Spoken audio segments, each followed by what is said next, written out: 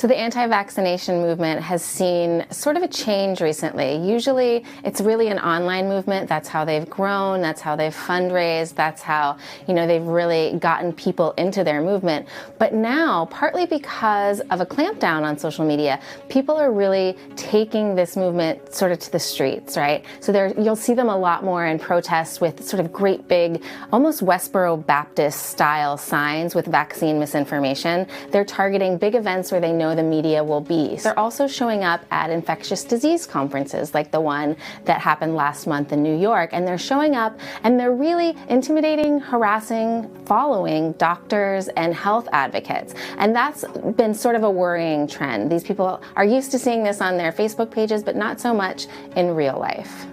So one of the leaders of this new offline movement is a man named Josh Coleman. And Josh, he's been in the movement for a long time, many years, but he's really found his sort of time because he's the person that is designing all these signs. He's flying to Hawaii, to New York, to California to meet with all of these local tiny anti-vaccination groups and really unify the message. So he says he pays for this through the anti-vaccination movement. It's little donations, little people sort of scrounging together his airfare or a place for him to sleep, and that's how he's sort of doing it. He has really taken some offense with some of the more violent episodes that the anti-vaccination movement has seen. He says these aren't a part of our groups, even though they're people that are attending their protests, they're people that are within the community. So one of these was in August, Senator Pan, who's a California state senator, who was really the impetus and the push behind a state law there that closed vaccine exemptions.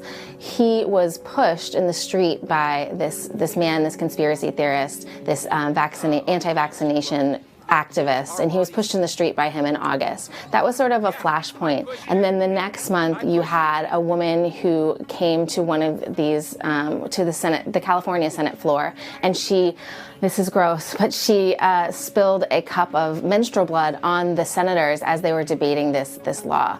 So it's really sort of a flashpoint for violence in the movement too. And people like Josh realize and say he realizes that, his violent rhetoric or the rhetoric that he uses can turn violent, but he says that he's taking steps that doesn't happen. However, the lawmakers and the doctors that are the targets of this harassment are scared. So the anti-vaccine movement is a very loud, very vocal, very in-your-face movement, but it's also really important to realize it's a small group of very vocal people that seems, outsized. And what's important to think about is how they affect the larger pro-vaccine movement, right, which is almost everybody else. So on Thursday, the Centers for Disease Control and Prevention reported that overall there's been a 66% drop in measles cases worldwide since 2000, largely thanks to vaccination.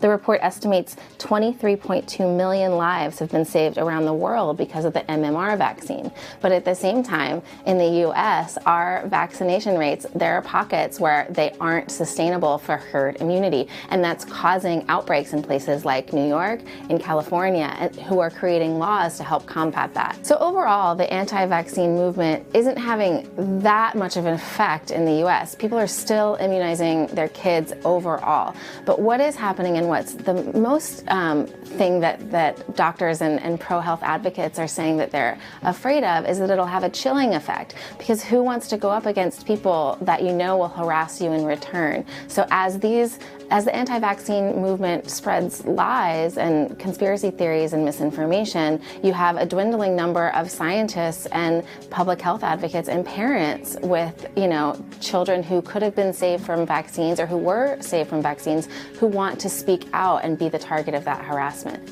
And not to put too fine a point on it, but the CDC, doctors, the overall scientific community all have consensus that vaccines are safe and effective. They do not cause autism, as some conspiracy theorists have alleged. They don't cause death. They don't cause all of the things that the anti-vaccine movement signs are saying that they do.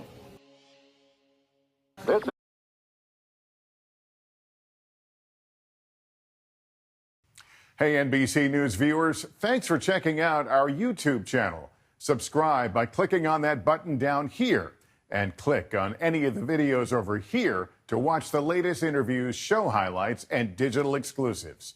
Thanks for watching.